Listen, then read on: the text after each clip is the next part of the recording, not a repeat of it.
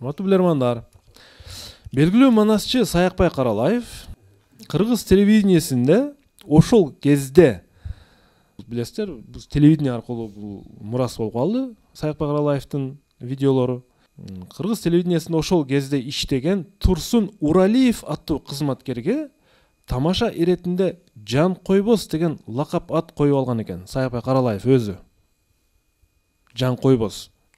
Ошондо Турсун Уралиев деген кызматкер кандай кызматты аркалаган болот телевидениеда?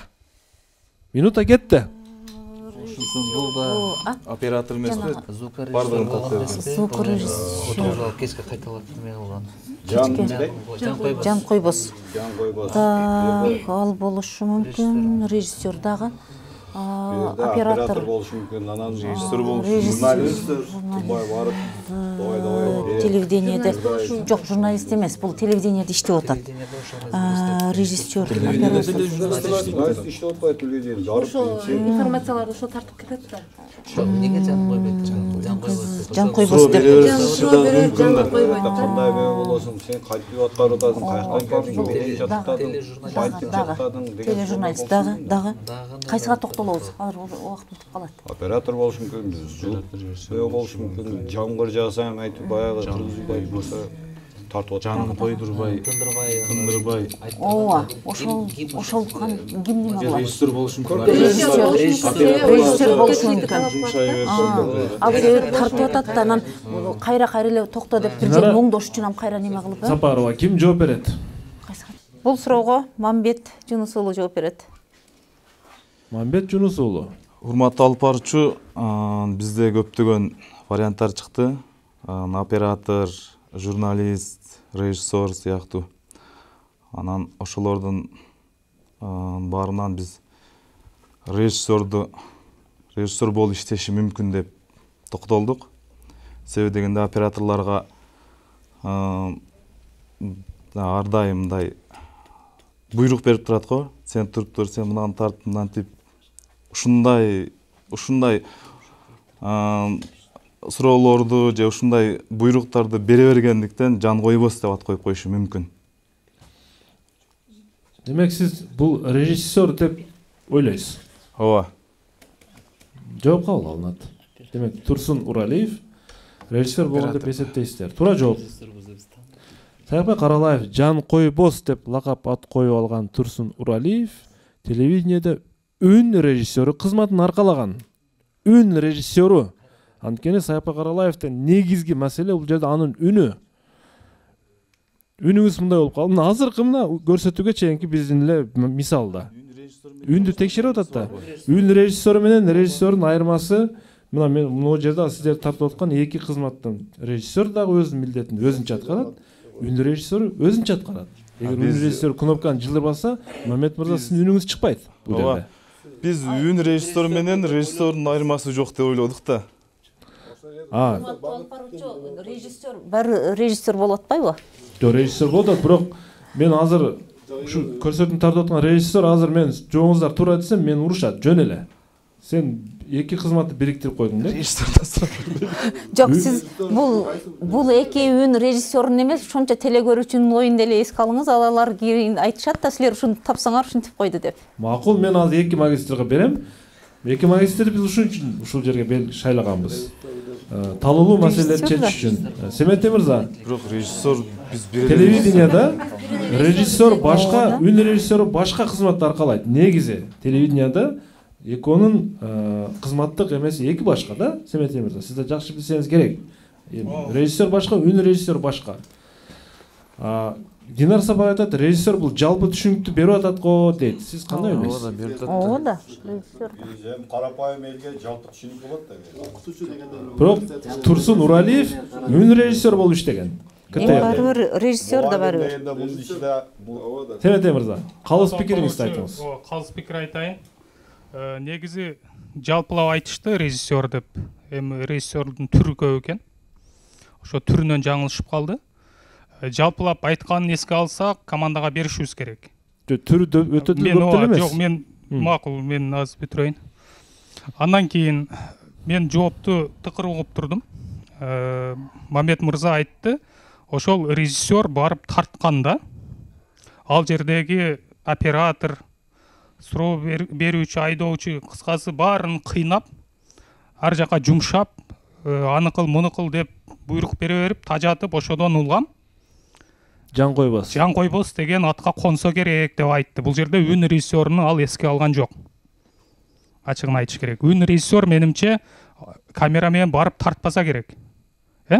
Кайра келгенден кийин иштесе керек ал. Кошо барат. Кошо барабы? Кошо барат. Кошо барса анда жакшы экен. Анда командага. Жок, бирок өзүнүн функциясы бар да, бирок. Өзүнүн функциясы бар. Менимче эскичилик заманда эки кызматты бир адам аткарган болушу да ыктымал. Өтө эскичилик заман эмес, кече жакын. Жөн негизин айтып атам. Түшүнүктүү. Сиздин оюңузду уктум. Менин оюм командага бериш керек. Сиздин оюңузду уктум. Эми Сагы мырзанын оюну калы. Нурзат Мусаланова активдүү көрүүчүлөрдүн бири. Сагы мырза. Урматтуу алып баруучу, башында суроо берилип кеткенде белгилеп кеттиңиз. Нурзат Мусаланова акыркы жолу биздин командага берген. Мына биздин команда аябай билесиз, өтө кыйналганбыз. Ордодогулар да көпчүлүк табышкан эмес бул суроону. Бирок биз куда колдоп, интуиция менен тапканыбызда дагы ошол билесиз да, мөмө жемиш деп, ошо кожокелик дегенде анан тагыраак тактап бизден сурагансыздар. Ошондо биз ошондо Кудайга шүкүр алмага токтолгонбуз да. Эгерде биз мөмө жемиштен мисалы үчүн бир башка нерсени берип койгондо, мүмкүн туура эмес кабыл алып коюшуңуз мүмкүн эле, же телекөрүүчү нааразы болмок эле. Ошодон улам, бул аябай мындай биздин телекөрүүчүбүз, өтө мындай аябай мындай изденген телекөрүүчүбүз. Бул суроону укса, жоопту укса өзү таразалайт. Ал эми бул жерде эми Мамбет инибиз бул команданын оюн түшүндүргөн аракет кылды. Болгон Мамбет иним дагы мындай кеңири түшүндүрсө болмок. Кээ бир ушундай билермандар бар, кыска нуска сүйлөйт, кеңири түшүндүрсө да болмок. Бирок ошондой эле мааниде биз угуп туруп түшүнгөн болдук. Бирок айта турган нерсе эми калыс катары, мисалы магистр башка, аспирант башка да. Аспирантураны бүтүргөн башка, магистратураны бүтүргөн башка. Айырмасы бар. Бирок албетте экөө тең кээ бирлер үчүн жөнөкөй калк түшүнбөшү мүмкүн.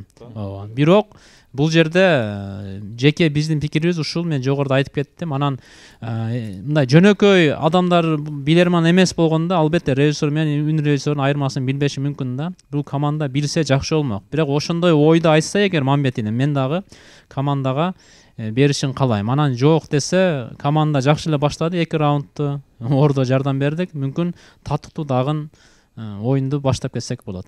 Рахмат. Мен эми чечимди өзүм. Илгиз мырзанын да пикирин угуп коелу. Мисалы Нурзат Мусаланова бул телекөрүүчү бизге көптөн бери суроо берип жүрөт да. Ошол эле кезекте оюндагы ар бир оюнга, ар бир суроонун үстүнөн комментарий берет. Демек ошол жакты эске алыш керек. Мисалы мен суроо момдай бердим эле, силер момдай деп жооп бердиңер дейт да. Эмне үчүн биздин телеберүү билерман ордо? Бизде маалымат ар тараптуу болуш керек. Биз антип ойлоп калдык, биз моминтип ойлоп калдык дебеш керек бизче. Демек бул жактан алып кара турган болсок, режиссер башка, үн режиссер башка, оператор башка, видео монтаж кылган башка, аны телеге алып чыккан журналист башка. Демек ар биринин өзүнүн кызматы бар деген бир ойго келебиз. Андыктан мен албетте команда капа болбосо керек, негизинен жооп туура эмес болуп калды. Түшүнүктүү.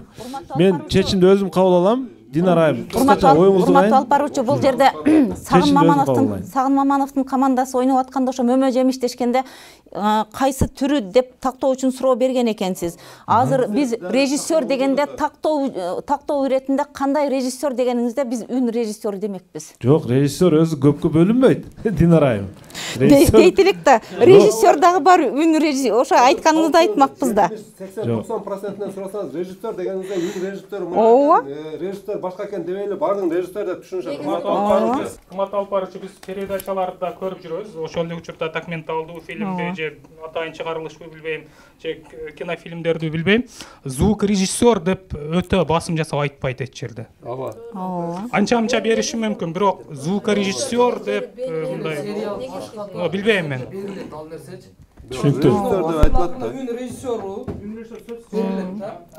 Жок, азыр эми кандай режиссер деп сураганда айтмакпыз да.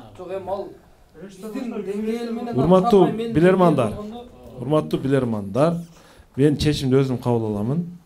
Үн режиссеру деген термин телевидение же радиодо басымдуу орунду ээлейт. Өн режиссер болбосо сиздердин үнүңүздөр чыкпайт азыр могу жерде. Биринчиден Семетей мырза сүйлөгөн үн чыкпайт болчу азыр. Режиссер операторго приказ буйрук бергени менен камера тартып берет, бирок үнү чыкпайт. Көрдүңүздөрбү? Кайсы милдетти аткарып атат? Режиссердун иши сиздерди ар кандай ракурстан алып бериш. Үн режиссер Динар Айымдын сөзүн алып берип угузуш. Талкуу учурунда үн режиссердин талкууда айтылды. Бул үн режиссер эмеспи деп Жаныш мырза айтты, Тойчой мырза айтты, билбейм, бирок үн режиссер деп айтылып атты талкуунун ичинде. Эми Саякбек Каралаевдин өзүнүн феноменине келе турган болсок, Саякбек Каралаев бизге негизги Саякбек Каралаевдин бул манас айтуу. Манас айтууда бул үн болбосо ал манас айтуу билесиздер канча этаптан турат, туурабы? Ошон үчүн Турсун Нуралиев мунун жанын койбойгон да. Кайрадан сүйлөңүз, кайрадан азыркыдай да, сүйлөп коюңуз, баштаңыз депчи. Режиссер, оператор кармап тура берет камеранычы. Мына ошон үчүн Турсун сен жан койбосо экенсиң деп үн режиссерун айткан. Мен алып баруучу катары сиздердин оюңуздарды да сыйлаймын, бирок үн режиссер бул таптакыр башка функция, урматтуу билермандар, таптакыр башка. Айтсаңыздар болмок, бул үн режиссер деп сиздер айтып аттыңыздар талкууда.